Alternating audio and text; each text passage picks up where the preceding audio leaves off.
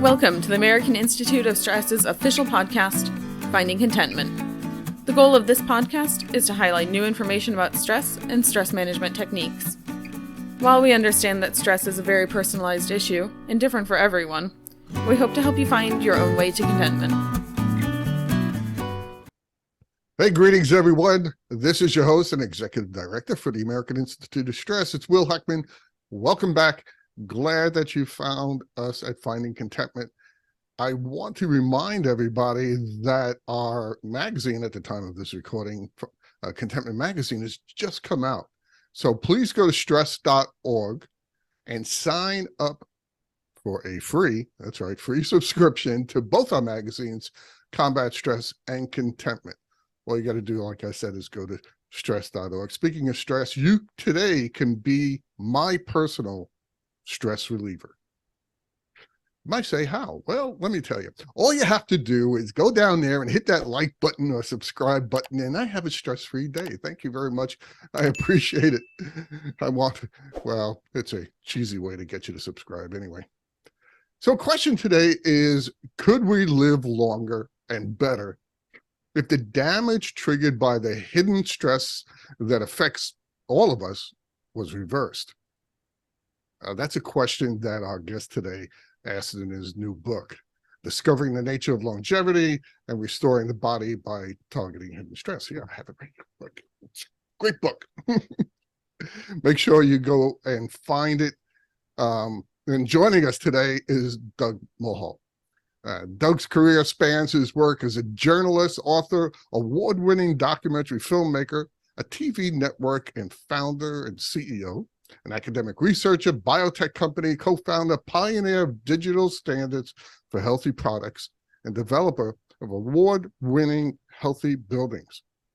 He also co-founded Elastin, correct me if I said that wrong, Elastin Therapeutics. It's dedicated to reversing cardiovascular damage. And he co-founded projects in Argentina, Brazil, Canada, Europe, and of course the US. And he co-created award-winning buildings in Sweden, Netherlands, and co-developed healthy materials for the building, packing, and printing industries. And he's published on calcification of heart disease in journals like Nature's Laboratory and Investigations. And like I said, you can find his book, Discovering the Nature of Longevity and Restoring the Body by Targeting Hidden Stress, on where we buy everything on Amazon. But you can also go to his websites. I believe you have two, Doug. It's called natureoflongevity.com or calcify.com. Go to either one of those. I'll put them down at the bottom so that you can see them. Please join me in welcoming our guest today, Doug Mulhall. Doug, thanks for being here, all the way from the Netherlands. Well, actually, right now I'm sticking out into the Atlantic on the other side, Will. I spent a lot of time in the Netherlands, but today I'm on the Atlantic coast, just a little ways north of you. A little ways. Wouldn't want to swim it, but I do swim in it every second day. By the way, congratulations! Your book premiered and as number one in certain categories on Amazon. So that's outstanding. Congratulations on that. Yeah, thank you. It was due to our dedicated readers, but we hit number one new release in 7 Amazon categories and number one bestseller in those categories right out of the gate. So it's pretty exciting. It's a really good book, and I appreciate you sending it to me. I haven't gotten through it all. I won't lie, but I definitely have been looking at it. It poses a lot of interesting questions, and a lot of people should be reading this to just, if for no other reason, you don't know what you don't know. So read Doug's book. One of the first things I wanted to talk to you about is we read your bio, and after doing so many different things, you were an author, of course, a biotech expert, a journalist. How did you develop an interest in stress and end up writing this book? Well, it actually found me. But before I explain how it found me, I would like to thank you and the AIS for expanding the boundaries of stress. because this is a bit different than most of your listeners are used to hearing. It's a different kind of stress, even though it does tie into the traditional stresses that most people know about. And a lot of people sometimes ask the question, well, why am I watching this show? Thousands of people are getting better because this hidden stress is being targeted when the normal standard of care has been exhausted for them. And this is nothing but good news, Will. So if you want to listen in and you want to watch this, you're going to find out why this is happening and why these people are getting better.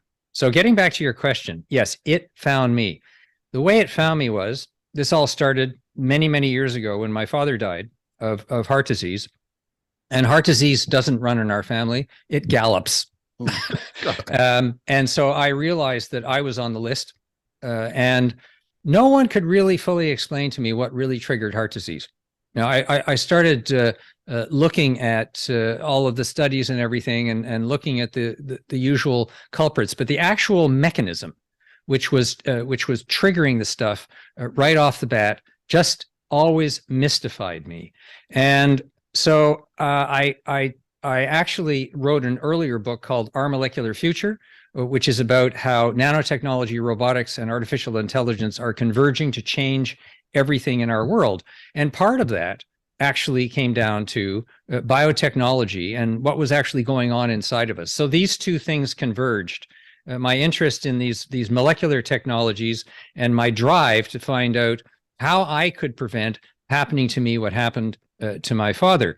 Now, as I started to go through this, I interviewed dozens of scientists from around the world, and I know most of the scientists now who are in the book, as well as hundreds of patients who are actually benefiting from the work that they're doing.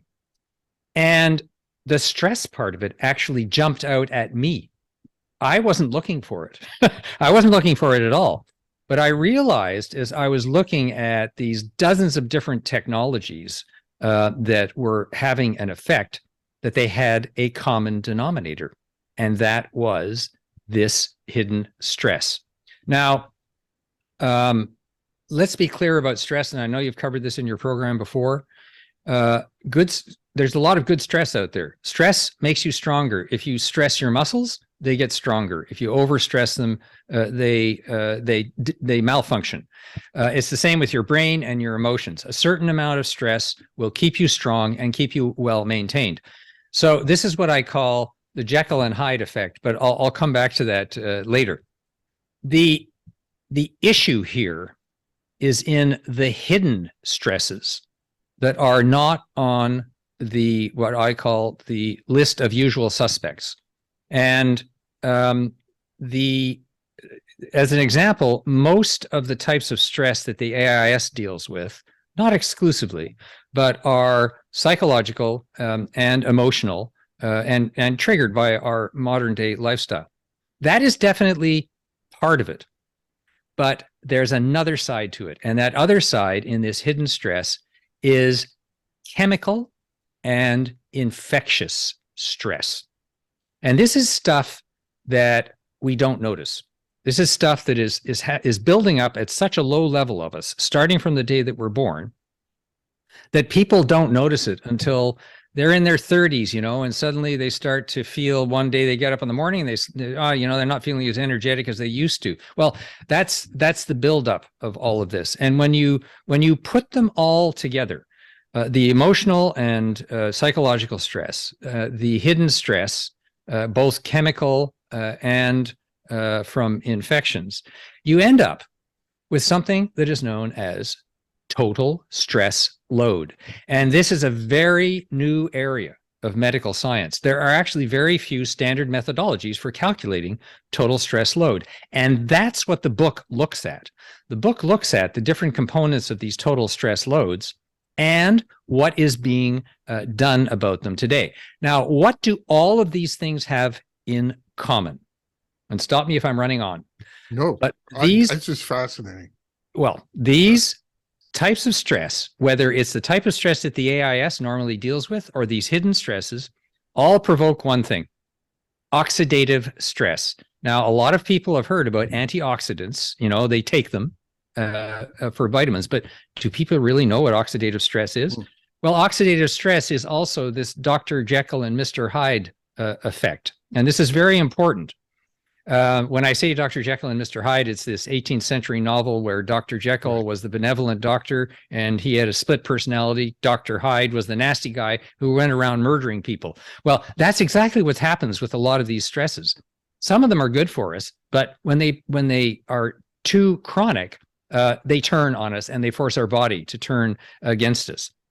So this oxidative stress is exactly the same thing. It's provoked by all of these other stresses. And when you get this oxidative stress happening, normally there's a balance in your body where oxidative stress is very good for you. Your cells need it to combat things like infection. The problem is when you get overloaded, it gets out of balance. And that's the trigger for the whole thing. So to be clear, you have this hierarchy. You've got these individual types of stress. They build up into total stress load, and they all trigger oxidative stress, which in turn damages the tissue in your arteries and your heart. And that is the beginning of heart disease. And it starts a lot earlier than most people think. There have been a lot of autopsies of young children who died of other causes, and they have found fatty streaks inside the walls of their arteries. So this is starting to happen at a very young age. So what we need to do is to target the underlying triggers for that oxidative stress. And that's exactly what I describe in the book. You know, it's really something that you talk about that, because we do think about things like that at the American Institute of Stress. There is a tipping point, that balance, where that balance goes out of whack and your stress levels are, please excuse me for saying mismatched, it's our documentary, but there's a point where your stress levels are mismatched to your physiology and to what we are. Correct. You know, to where we are in our evolution. And yeah, you're right. There are a lot of things, and I think you're also correct that it happens a lot younger than we think. We've discussed that too. We even have a section about stress for children. We tend to put it aside as, oh, kids just stressed out and they'll get over it. That's not always true, depending on what it is. And you make a lot of good points. And we one of our fellows, Dr. Lewis Coleman, also wrote a book, and I think he touches on some of those things too.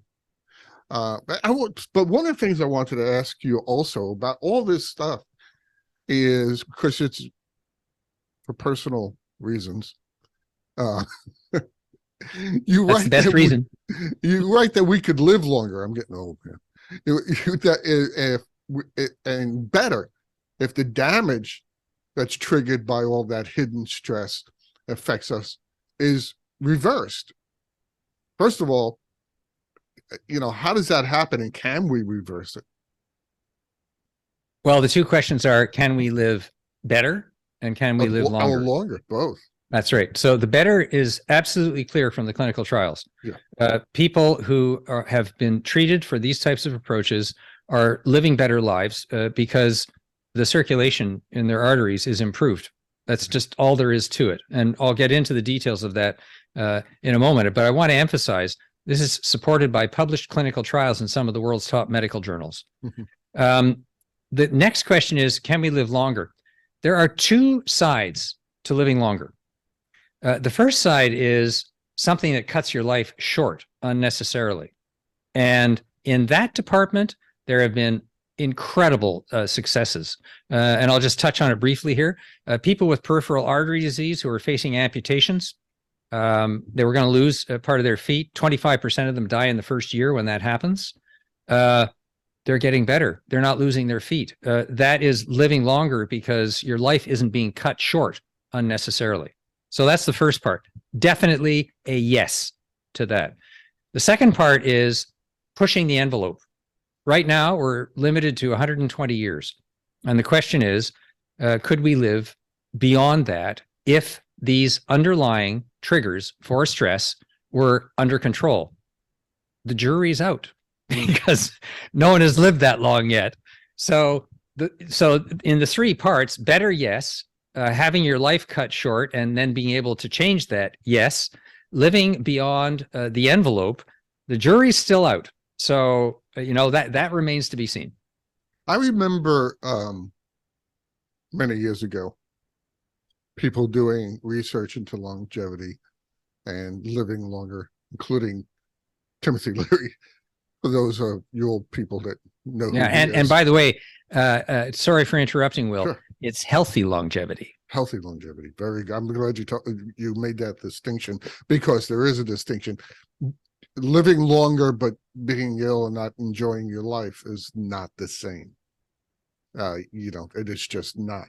But I'm always, I guess it's part of as you get older, I'm looking at people who are in their 90s and still doing well. I was on a motorcycle ride the other day. The guy's 80.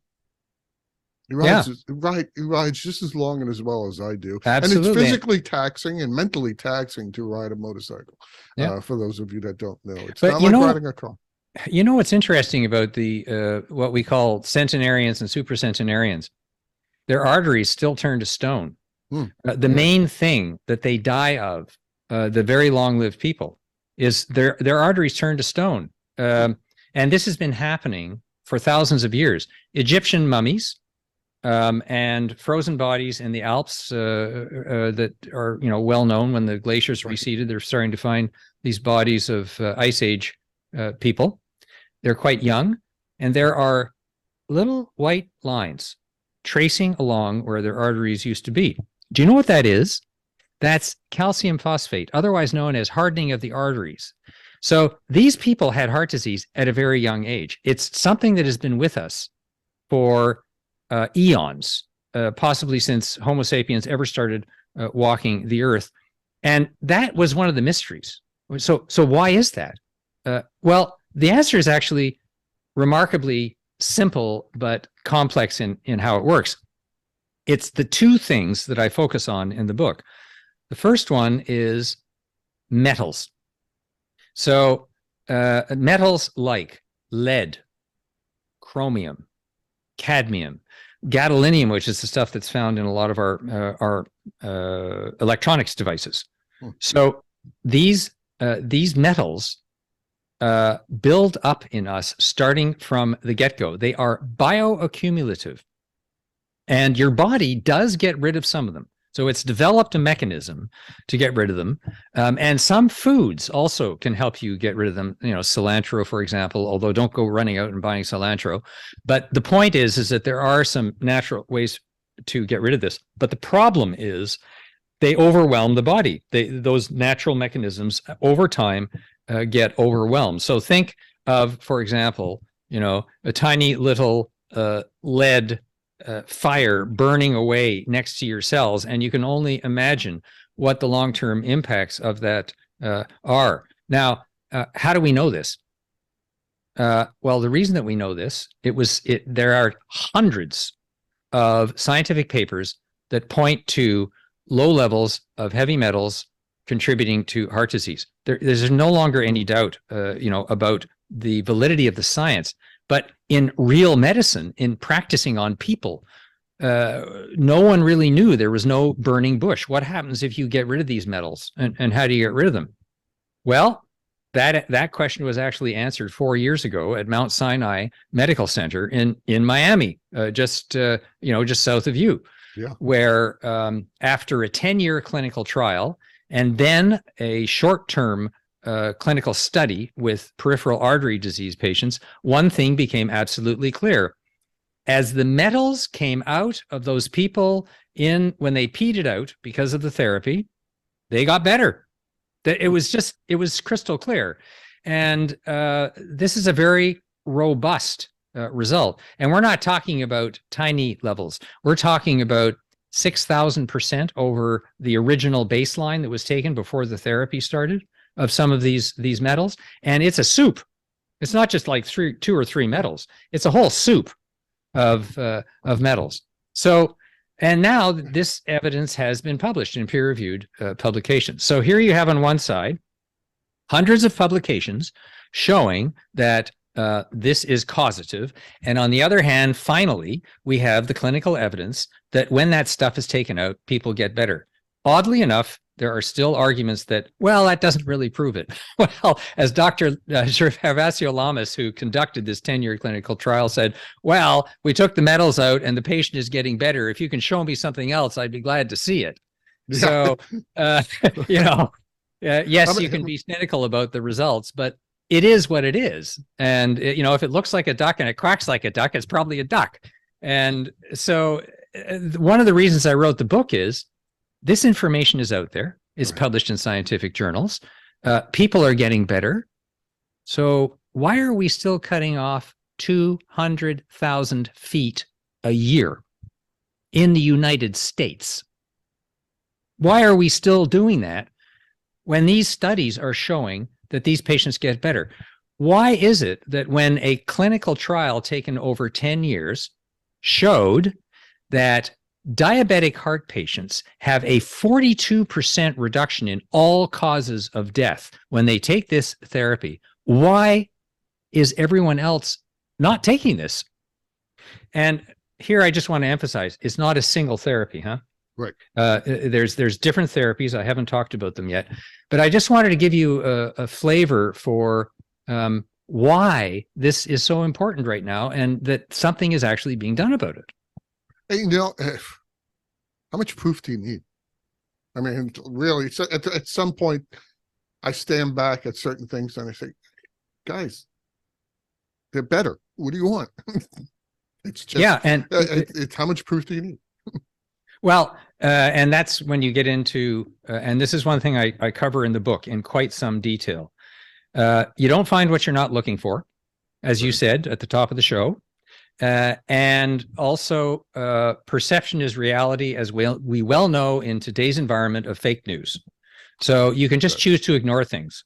And this is a well-known phenomenon. It's nothing new, but it's rampant in our society today. And unfortunately, in the healthcare profession, it runs the same. It is not immune to it. And so that is not the only reason why these therapies have not been rolled out, but it is a big contributing factor.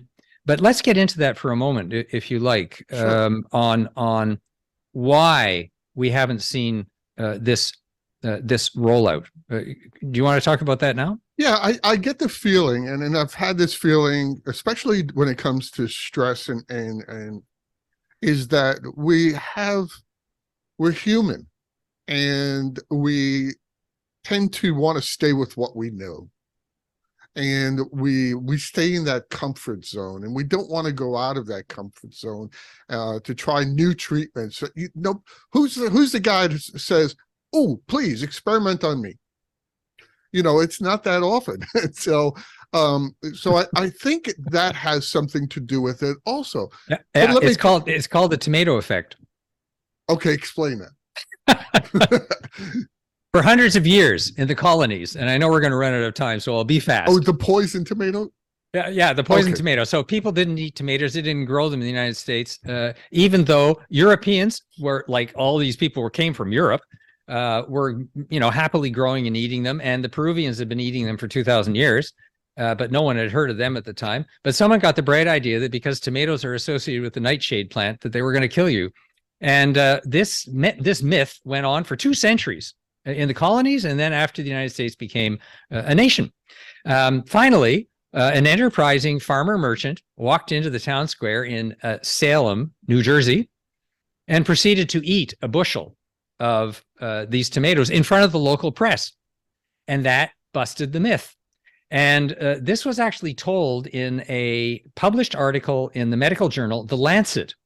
And the title was something like this, I paraphrase, The Tomato Effect, Why Medical Experts Refuse to Believe Proven Therapies. And that's where the idea of the tomato effect came from. If it is not in your training and it's not in your reality, you simply don't accept it. Now, I want to be clear here. I'm not trying to blame doctors. In fact, doctors see these effects on their patient every day, but they are stuck with a standardized healthcare system that doesn't acknowledge this. And I just want to get into this for a moment so people can see what the problem is. You don't find what you're not looking for. So first of all, the diagnostics that we have today are not designed to find the low levels of metals that are in your tissue. When you do a blood test and you get this whole panel of metals, this metal's in your blood, but it's not in your tissue. And most of the metals are in your tissue. They're not in your blood. So the standard test is just, not showing up. And to give the example of that, tests have been done. Blood tests and urine tests of patients, are done, and they show within range, they call it. Okay. Oh, well, when the treatment comes, boom, out of range by a long shot. Okay. But that's not done as a standard method. So number one, the detection technology is not there. As a result of that, there is a standard set of criteria that's used around the world based on 40 years of studies financed by the National Institutes of Health. It's called the Framingham Score and the Framingham Studies. There are hundreds of them, okay? And based on those studies, there is a set of standard factors that are used to calculate your heart disease risk. Now, I want to emphasize those have some merit to them. There's no question about it. So I'm not trying to say they're nuts. They're not. But they're missing something. And what they're missing is these low-level infections, which we haven't talked about yet, and these buildups of metals. Metals buildups they're nowhere on the Framingham list because the diagnostics don't look for them.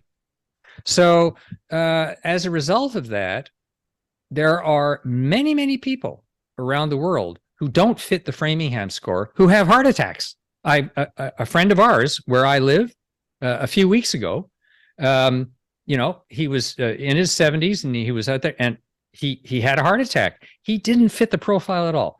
Yeah. He was thin, he ate well, he didn't drink heavily. It was just he just didn't fit the Framingham criteria at all. And boom, one of his arteries was blocked. And you can imagine how disturbing this is for people. Well, hey, I just passed my last stress test and I just had a heart attack. So that's another reason that motivated me to investigate this and to write the book, to say that we need to change the Framingham score. Mm-hmm. And this is urgent. It's quite important to be able to do that. Now, on the infection side, nowhere. No one's looking for low-grade infections. And this is when I say low-grade infections, just a common one is that has been associated with the onset and of heart disease, gingivitis, bad breath, gum disease. Nah, it's not on the score. If you've got it, nah, it's not on the score. Helicobacter pylori, known as H. pylori, which is the cause of stomach ulcers, has recently been associated with the onset of heart disease. And as many of your listeners might have heard, there's a lot of science going on right now about the relationship between what's in your gut and your heart health. And this is a very major area of investigation. So these are the types of low-grade infections that, first of all, are often not detected. Secondly, are often not treated. And thirdly, are not on the list of usual suspects in heart disease. So we've got a lot of work to do here. Yeah. Now, the good news is that some people are doing that. Well, the problem that I'm hearing and that I'm seeing is that a lot of these are caused by environmental problems.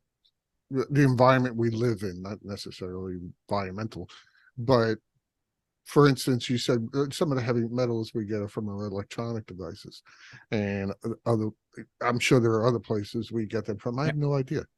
Well, maybe the foods we eat, maybe the water we drink. All of that is correct. What do we do? You made the list, but let's talk about environment for a second. Yeah. So again, I address this in the book. Environment means many things to many people. On one side, it's Mother Earth. Right. Mother Nature, right? Oh, she's taking care of us. I have news. She's not.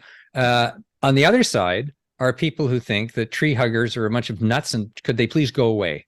that is all overblown. That is none of this. What I'm talking about here is the elements in our natural and human-created environments.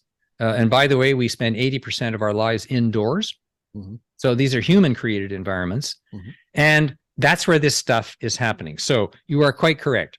This stuff is in the water that we drink. It's been there forever. It's been made worse by our industrial society, with the contaminants. It's in the food that we eat. Pesticides, herbicides, they're very good at being combined with metals, and that's very nasty. And by the way, grains, and I'm not saying don't eat grains because, they're good for you, but grains are very good at uptaking heavy metals.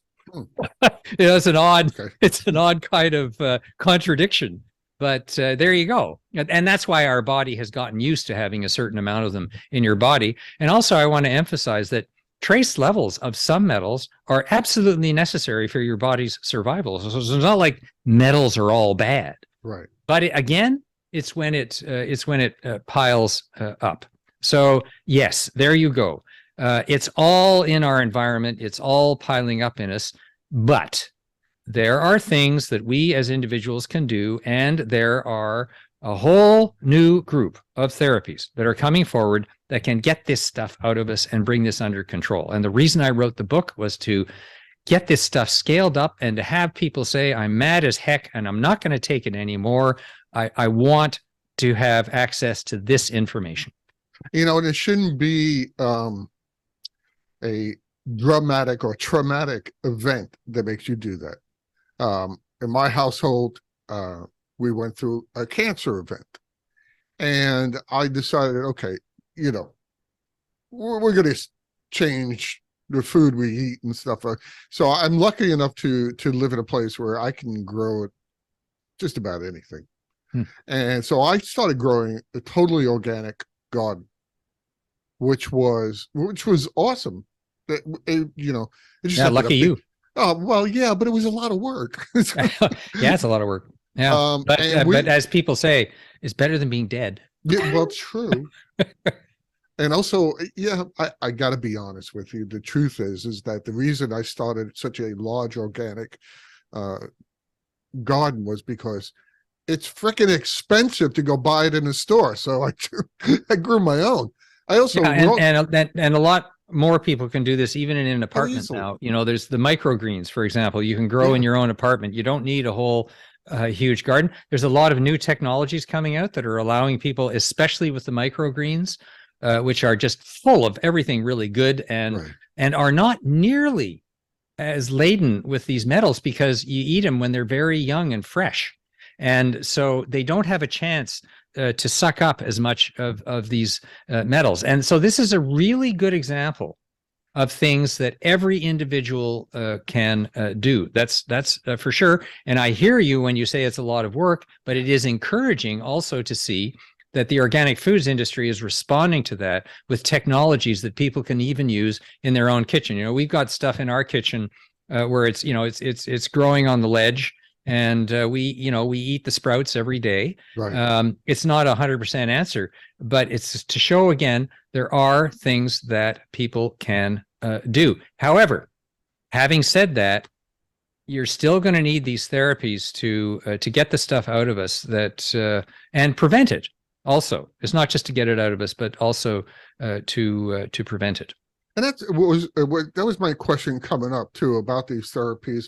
First of all, what about the standard therapies that we use to repair some of the damage from environmental stress? I mean, you go to your doctor, if that stress is cardiovascular or whatever, they have stuff in their toolbox. Yeah. You wrote that those standard therapies are temporary. Well, I want to emphasize something here. This is not a question of one or the other. A lot of these therapies are being used in combination with standard therapies because the standard therapies keep you going in time for the other stuff to take effect. And, that's really important. So I'm not like a lot of these guys who simply trash all the standard therapies and say, no, you got to try this special cure. By the way, none of this stuff is cures. I want to emphasize that, This is getting rid of the damage to give us a shot at waiting while the cures come down the pipe. And this critical bridge of 20 or 30 years is going to be really, really important for our aging population. So it's not a cure, but it's a bridge. And that bridge we don't have just with only the standard therapies. So, a standard therapy, for example, will keep your hypertension under control while you're taking a therapy to reduce the metals that are actually provoking that hypertension, while you are decalcifying your arteries. And this is stuff that's available right now today. So the book has two segments to it. One is what's available today, right now, what's working. And the other one is what's coming down the pipe, and it's really close to working or is even in clinical trial. And I want to give you one example of a therapy that kind of sits in between those. It's by a colleague of mine, Dr. Naren Vivahari, and his colleague, Dr. Charles Rice at Clemson University. Unbelievable what they did after 20 years of research. They focused on something called elastin. Now, what is elastin? Well, just, take your hand like this and pull the skin up, pinch it up, and let it go down. You can see in an old guy like me how it takes like a second to go down. In a young person, it'll slap right back. That is not the collagen that everyone talks about and everyone hears about. It's the elastic in your skin. It's called elastin fiber. And this elastic is also, guess what? In your heart, in your arteries. That's what allows them to expand and contract. It's in your tendons that lets you do this. So as I say, it's in every breath you take and every step you make. So it really drives all of the movements in the human body. That's awesome. Yeah, this stress degrades it. Yeah. And the reason you don't notice it until you're about 30 is because you are replacing it.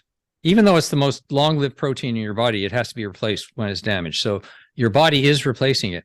But something weird happens, and I can tell you the world's best researchers who I've talked to on elastin they haven't figured out why. Around the age of 30, your body stops assembling it. You're still producing the stuff, but your body is not assembling the elastic anymore. So what happens is the elastin continues to degrade the fiber, and when it does, it sends out a help me signal. Help! And that help me signal is for inflammation. So your genes kick into an inflammatory response to take away the damaged elastin, and there's nothing to replace it anymore. So it becomes a vicious cycle of injury, inflammation, and eventually calcification, which is the hardening of the arteries. Your body tries to wall it off after the inflammation itself doesn't work. So this is all happening with this elastic that's in your arteries. It just picture it, elastic is 50% of some of your arteries and a smaller percentage of others. This stuff is gradually degrading. It's causing chronic inflammation. It's causing calcification. All of that is happening. So and that started answering the question for me when my father died of what really is going on here. Now, Dr. Vivahari and Dr. Rice, after 20 years of research, discovered two things. Number one, Dr. Vivahari discovered that there is a naturally occurring polyphenol that can be synthesized from tree bark, from various fruits, etc., and it kickstarts the elastin assembly process. There's a patent on it, and the patent was filed 10, 15 years ago. And then they began to develop various therapeutic approaches for that. At the same time, they figured out that you need such high concentrations of this stuff that you need to target the elastin specifically. That's where Dr. Rice came in. Dr. Rice developed an antibody, which is just like, any of the antibodies in your body that clop onto different things, that is specific for this damaged elastin. When the elastin is damaged, it exposes a protein that you can actually target a antibody to. And that's what he did. It was brilliant. And the targeting is very high, very precise. So when you combine this naturally occurring polyphenol with the antibody, they are restoring the elastic in the arteries. And even without the antibody, today, there's a company called Nectaro Medical that has licensed Dr. Vivahari's technology and is in clinical trial for, guess what? Reversing aortic aneurysms. Now, the aneurysms that are in your aorta are deadly. If they burst, they kill a lot of people. There is no cure for them. There is only surgical intervention and what they call watching. So, okay, it's like, waiting on death row, right? Yeah. So guess what? That's going to be over with, because what the initial, and I emphasize initial, clinical trials have shown is that it's amazing, but the aneurysms are being reversed. Why is that? Because the elastic in the artery is damaged and you get the bulge. As it's repaired, the bulge disappears. It's just that simple. I mean, it's quite remarkable because they figured out a way to deliver it directly through a special type of stent. It's not your normal stent. That's what I was Very, going to ask. very low invasiveness. And this is happening. This is happening in real time. So this sits in between the stuff that's out there that a lot of people are using and the stuff that's coming down the pipe. Now, the company that I'm working with, which is Elastin Therapeutics, also licensed Dr. Vivahari's work, and we're using Dr. Rice's antibody combined with the polyphenol as well as another chemical that decalcifies the elastin and then restores it. And we are hoping to be in clinical trial in the next 2 years, but the preclinical results have been stunning. And this didn't just come out of the blue. It came out of many, many years of research. So here's a classic example of great science being combined with practicality, and we're really starting to see some totally exciting results. That is exciting. And I've had two questions. You answered one is the delivery method. Stents today are such a common thing, and they are godsend. I've had friends who've had, stents put in their heart, save their lives. But they plug. They plug up. Yeah. They plug again. And that's what this is going to prevent. And the other question I have, would the intervention of putting that stent in and these therapies, does age matter? Well, can I give you an example? Because you gave a great example of the stent. So I want to tell a story, if you'll Sure. let me, just for a minute. Peter Bartelli. So Peter Bartelli was a long-haul pilot with Continental and United Airlines, and he was 4 years from retirement, and he flunked the FAA medical exam. And they told him that a stent that he'd had placed in several years ago had plugged up. So here are the choices he has: replace the stent, put a second stent in, or have open heart or open artery surgery. In all three cases, the FAA was going to keep him grounded because that was too much risk for them. Thank you very much. You're not flying anymore. So this guy loses half of his pension. He's losing the love of his life, which is flying. How many stories have we heard like this? People losing their livelihood and the love of their lives, their work, because they have this heart problem. And that's what happened to Peter Bartelli. But he did not accept it. Peter fired his cardiologist and went and got a new one. And this new one was actually quite a conservative guy. And he's actually in Florida. And he was at the time vice president of the Florida chapter of the American Heart Association. So, it's not some loosey-goosey guy. And he said, look, Peter, there's this experimental therapy out there. It's called Nanobac TX. It's invented by a nurse practitioner and a physician assistant by the name of Gary Mazot, who had spent 20 years in emergency rooms watching his patients die and getting tired of it. And so he developed a nutraceutical compound that was combined with an anti-calcification chemical, and he put them together, and he started offering them to patients, and the patients started improving. So this doctor, this cardiologist, offered this to Peter Bartelli. So Peter took the therapy, and most importantly, it wasn't only that, he changed his diet. So it wasn't just this, but it was also the dietary change together. Several months later, he took the FAA test. He scored flying colors. Unbelievable. The FAA guys were so surprised, according to Peter, that they thought the original test had been a mistake.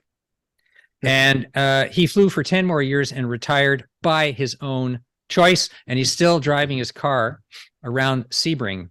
He says it's safer than flying.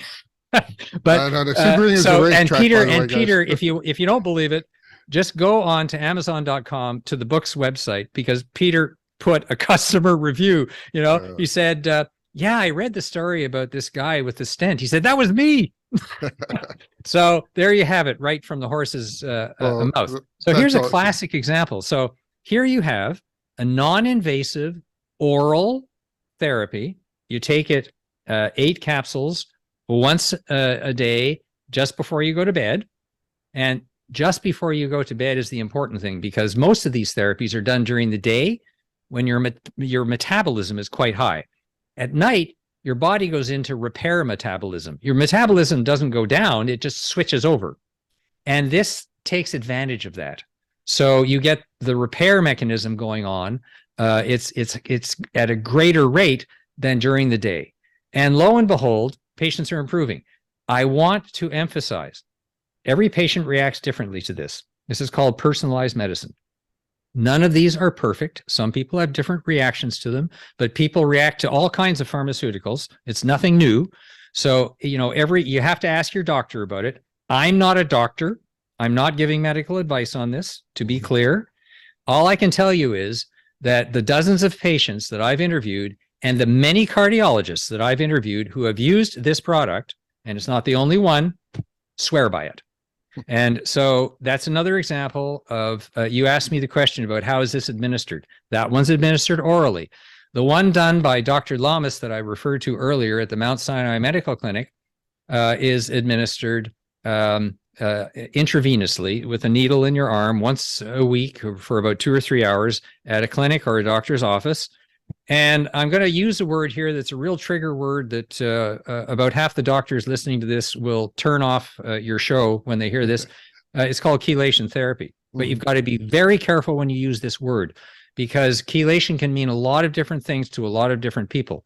The technical term is because it grabs the metals. Chelate is a claw to grab. And it takes them out, and then they go out in your urine. It was controversial years ago. When it first started out, they didn't know the dosing. Some patients got sick. Yeah, that happens with all therapies. That was 25 years ago. Today, they have clinics around the country that are administering this perfectly safely. And I want to emphasize, a 10-year National Institutes of Health study of 1,700 patients showed that a very, very, very low percentage of them had a negative reaction to this therapy. It is safe. And this clinical trial clearly showed that, financed by the National Institutes of Health. So when you hear people say, oh, chelation, no, that's voodoo medicine, get with the program and read the latest publications. That was published 5 years ago, and the FDA has approved, along with the NIH, a new clinical trial focused on diabetics who have heart disease, because the results were especially good for them. So you have the intravenous, you have the oral, you also have the dietary stuff like cilantro. The problem with the dietary stuff is the concentrations, getting them high enough. So, you can't get enough of them, but they don't hurt. No. And all of this, as I said, is described in the book. And to bring this back to, for the listeners and the viewers out there, the reason we're discussing this with Doug is because the ongoing effects of all this environmental stress and the stress on your body, it's not a secret that how it affects us. It's really not. I mean, if you go to stress.org, you'll see 50 things that are caused by stress directly. It's said that 75% of doctor visits are directly related to stress. So what we're discussing today is the things we can actually do about it. Not all of it is meditation and breathing exercises, while those really do help these other more serious things from happening to you. There are stuff that you cannot breathe away. Yeah, actually, Will, can I address that for a moment? Please. Because the American Institute of Stress is just doing such a valuable service. And again, I want to thank you Thank for expanding these horizons now into this area. But these types of stress that you just described trigger the same response. They trigger oxidative stress because your body has a fight or flight reaction to it. And so when it gets chronic, they are triggering this oxidative stress. So you're absolutely correct when you say these types of exercises that you're talking about. And my wife is much better at it than I do. She does it every morning. So these are critical for addressing the damage done by this stress. They can reduce it. And so I want to emphasize that the methods that you're recommending and that you're promoting are just as valuable and go very well with these other types of methods that are coming down the pipe. Well, we're coming to. I don't want to go too long. So a couple of last things. One is I'd love to put you on the spot and have you contribute something to Contentment Magazine. So I'd be happy to. Okay, you heard him. I got it recorded. He said he'd be happy to, because we'd love to see that. We can't possibly cover all the things that in this book alone. So hopefully, if you guys are listening and watching, look. Maybe we'll put the introductory chapter. We can do that. We can do that. I'm not the editor, but I know her. And I can introduce you guys. The other thing I wanted to ask you is, before we go, and I asked this of, by the way, all this information was absolutely fascinating. I don't know if it's just because of my age and that I'm thinking about longevity more than ever. But I think young people think about it as well, because they think about their health and they think about, what no one goes through this life not dealing with this stuff. That's exactly right. It's either you or somebody you know. Yeah. And, you mentioned this thing about young people. It starts at birth. I want to reemphasize that. Okay. And the new generation that's coming up right now, I'm talking about the Gen Yers, are much more active than the millennials about this. Yes. And they're really paying attention to it. And I speak to them right now that, there is something you can do about it. The one reason I think that you said that there's so much interesting stuff in there, the old saying is, I didn't have time to write you one page, so I wrote you 10. It took me 5 years working with a lot of people to condense this to something that was easily understood by popular audiences. I don't believe there's any book like it. And I'm not saying that to be egotistical. I wrote the book because I couldn't find anything that was like it. There's elements of it out there. This is for sure. But putting it all together, that's an entirely different thing. It took 5 years to do that. And we're not going to cover it in this show. All right. Before we go, I'd like to ask my guests one thing. Tell us your personal thing that you do to relieve stress. Well, first of all, if I turn the camera around, you'd see the ocean up here. It gets pretty cold in winter, like down to -2, because salt water doesn't freeze. But I go in it every second day, and I tell you something, you're happy to be alive when you get out. It's a great stress reliever, and every day you say to yourself, I'm not going in today. I'm not going in today. But I do, and it's just made a huge difference in my, in my life. So that's number one. Number two, about 7 years ago, we went on a plant-based diet because I had high blood pressure and, still do to an extent, but it certainly hasn't gotten worse. And also I had a minor lump in my carotid artery, but I took Nanobac TX for 18 months. And when my doctor looked at the CIMT, which is it's a high-speed ultrasound of your carotid artery, after 18 months, he looked at it and he said, that thing's gotten smaller. I've never seen that before. Voila. Okay. Usually they get bigger. Any cardiologist will tell you they get bigger. So that type of exercise, that type of nutrition, and I want to emphasize, I'm not religious about it. I do eat the occasional fish. Fine. And the third thing is look at some of these therapies. That's what I do. There are many different variations on it out there. People need to talk to their doctor. Don't take my word for it. And so those three things are what I do. And I wish that I had done them earlier. That's a good point. There's a lot of, gee, if I'd only started this earlier. Doug, thank you so much for joining us today. What great information. It's just fascinating. We could do 10 shows on this, but I am looking forward to reading the rest of the book, first of all, and also seeing it in Contentment magazine or even in Combat Stress magazine. So hopefully, folks, that's to come. So I want to thank you for joining us today. It was a real pleasure having you here. Don't forget to thanks to the AIS for broadening this boundary. You have done a great service, Will. Thank you. And remember, folks, to look for Doug's book, Discovering the Nature of Longevity and Restoring the Body by Targeting Hidden Stress.